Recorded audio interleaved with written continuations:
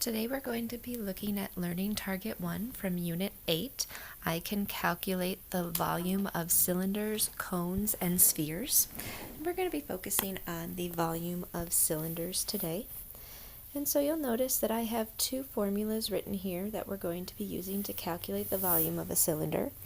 The first one, the more formal formula that you'll see, is V equals capital B times H, or V equals pi r squared h.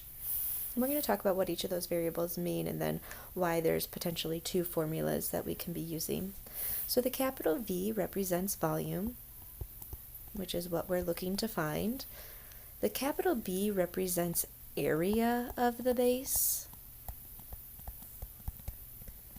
So depending on what figure you're looking at, the formula might look the same using a capital B. However, if the base is a square, we're going to find the area of a square much differently than we would find the area of a circle or a triangle.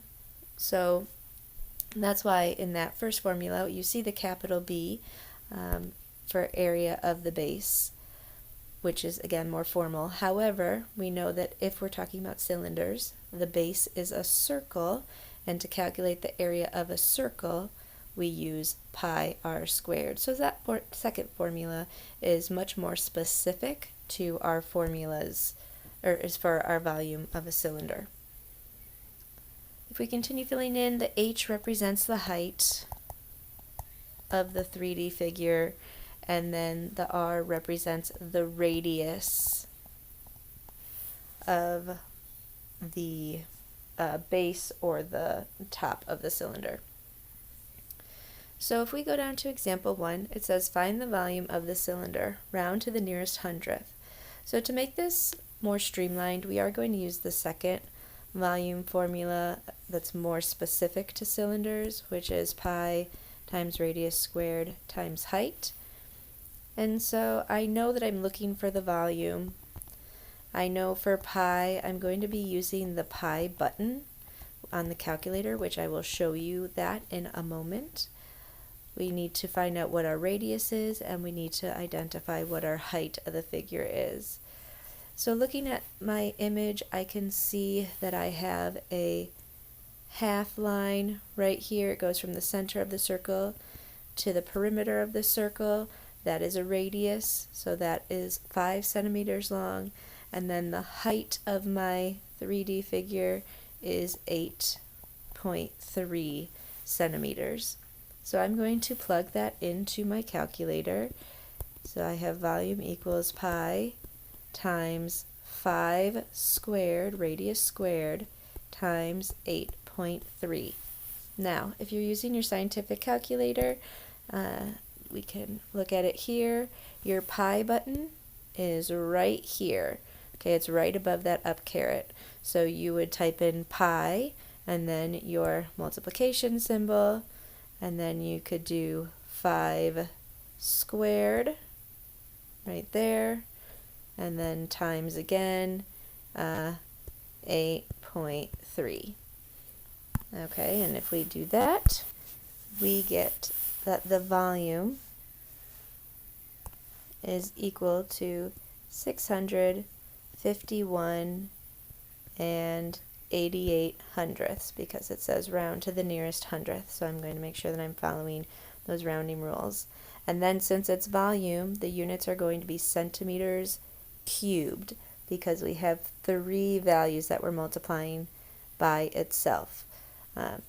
So it's going to be cubed. Okay, so let's look at example 2, and I'm going to start you off and then you're going to solve this for me. It says find the cylinder with a diameter, pay attention to that word, a diameter of 16 inches and a height of 20 inches, round to the nearest hundredth. Okay, so again, I'm looking for my formula. Well, my formula is volume equals pi times radius squared times height. I'm looking for the volume. I know I'm going to be using the pi button. Now for the radius, notice it says the diameter is 16. Well, the radius is going to equal half of the diameter.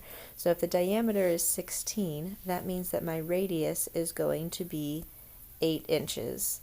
And then the height of my figure is 20. So go ahead right now, I'd like you to go ahead, plug that into your calculator, solve it, and then see if you get the same answer that I do. Okay, so you should have gotten the answer 4,021 and 24 hundredths. Okay, if you put 23 hundredths, you had a rounding mistake because it was 0.238, I believe. So you would have rounded that 3 up to a 4 for a proper rounding to the nearest hundredth. And then it's inches cubed for your units. So again, don't forget those cubic units. Okay, moving on to example 3, it says a metal paperweight is in the shape of a cylinder. The paperweight has a height of 1.5 inches and a diameter of 2 inches. How much does the paperweight weigh if 1 cubic inch weighs 1.8 ounces? Round to the nearest hundredth. Okay, so for this one, we have kind of a multi-part problem. So we have our cylinder paperweight, and if it helps, you can go ahead and draw it out. I'm not looking at your artistry skills, but we can see that the height of it is 1.5 inches. The diameter is 2 inches, and then we're also told that the weight, that 1 cubic inch is equal to 1.8 ounces. So in order to find the weight, we have to find out what is the volume. So we'll first we know that our volume formula is V equals pi times radius squared times height. Well, let's go ahead and calculate what the volume is. Be careful because again it gave you a diameter of 2 inches, so our radius is not going to be 2, our radius is going to be 1 squared times the height. So go ahead right now, figure that out. Okay, so you should have gotten a long decimal 4.71238898, and I would assume that some of you may have even rounded that to the nearest hundredth because that's what we've been doing. However, with these multi-part problems, you don't want to round it till the very end of the problem so that you get the most accurate value that you possibly can. So in your calculator, you'll want to make sure you leave your last answer as 4.71238898, depending on how many values you have going on from there. And so I know that 1 cubic inch is equal to 1.8 ounces. So I'm going to take that volume and I am going to multiply it by 1.8 ounces. So in your calculator, again, the last answer you had was that unrounded 4.71238898. Just press the multiplication symbol and then 1.8, enter, and that's again going to give you a more accurate value. And so you should get the answer 8.48 ounces would be the weight of this paperweight.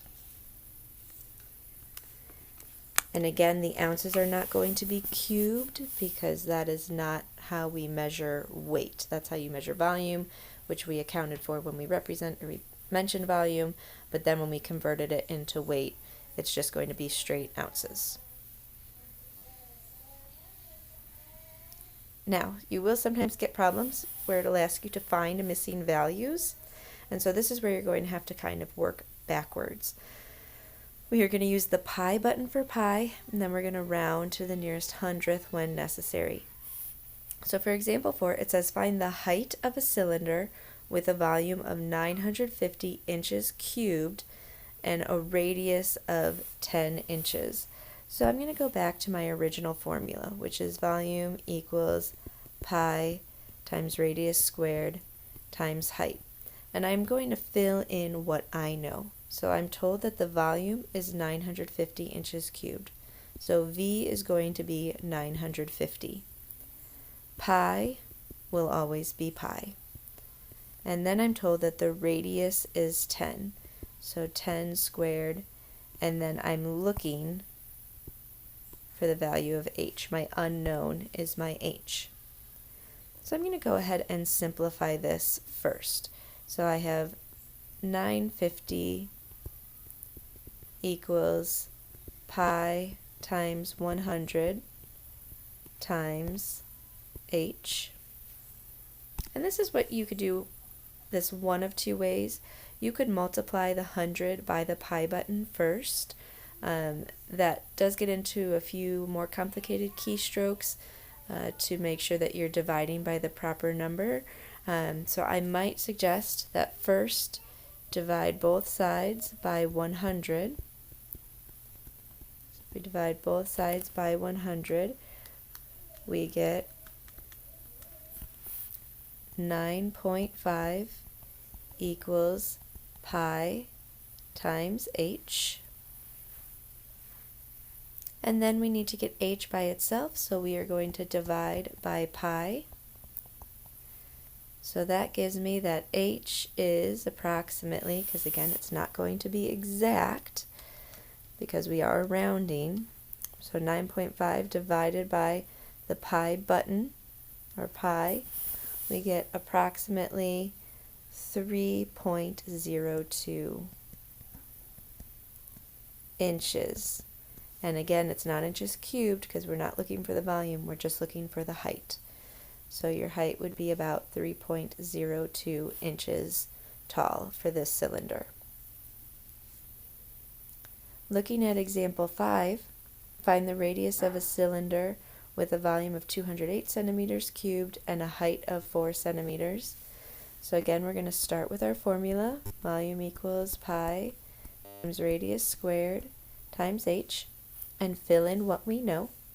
So the volume is 208, so V would become 208. Pi would stay pi. I'm looking for the radius, so radius squared would stay r squared, and then the height would be 4. Okay, so the first thing that I'm going to do, again, I could do 4 times pi, but there's some more complicated keystrokes with that. That's hard to explain over video. So I'm going to divide out 4 first from both sides. So 208 divided by 4 is 52. So we have 52 equals pi times radius squared. I then need to divide by pi. So again, using your pi button, 52 divided by pi gives you a long decimal. We're not going to round quite yet because again we have a few more steps.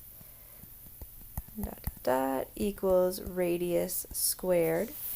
And now thinking back to last unit, if I want to get just the single value of r, I need to take the square root of both sides.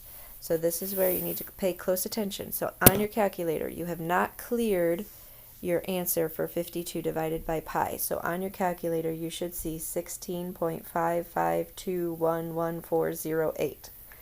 You're going to press the second button. Here, let me go back to my calculator here. You're going to go back to, you're going to press the second button and then the x squared button because we want that square root symbol. And so on your calculator you should see the radical. You're then going to press second again and then the negative symbol because we want that answer. So it would type in the A and S after the radical, and then you can press enter. And in doing that, okay, so when you do that, you get that R is equal to approximately 4.06 4.07 centimeters. So your radius is going to be 4.07 centimeters. All right, now this last problem, it's the same type of thing, however, there's one little tidbit that I want to show you in case you see that. So it says find the radius of a cylinder with the volume of 108 pi feet cubed and a height of 12 feet. Well, again, I'm going to start with volume equals pi times radius squared times height. And I'm told that my volume is 108 pi, and that's going to equal pi times radius squared times 12. Now, you'll notice that the volume left pi in the answer. You'll see this if it says in terms of pi. So sometimes questions will say leave in terms of pi.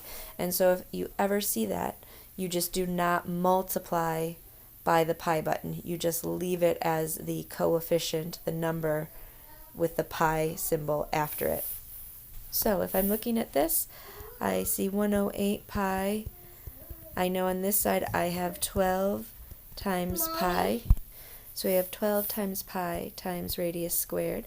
So I'm going to divide by 12 pi. I'm not going to even multiply the 12 times the pi. I'm just going to divide by 12 pi. Now, as you recall from all the math you've pretty much ever done when it comes to division, if you have a value on the top and the bottom, they cancel to 1. So these two pi's cancel to 1. So we're left with 108 divided by 12. And 108 divided by 12 is 9. So we get that 9 is equal to radius squared. And so then to get r by itself, we have to take the square root, and that leaves me with r equals 3 feet. And that is our answer. Okay, so for your practice, you're going to be going to deltamath.com, and you'll want to make sure that you work on the volume of cylinders. You need to complete 5 problems correct. You have 2 opportunities to check an answer before it gets turned in to potentially count against you. So make sure that, again, you need to get 5 correct problems. So it should say 5 out of 5 before you can accept it as complete. All right.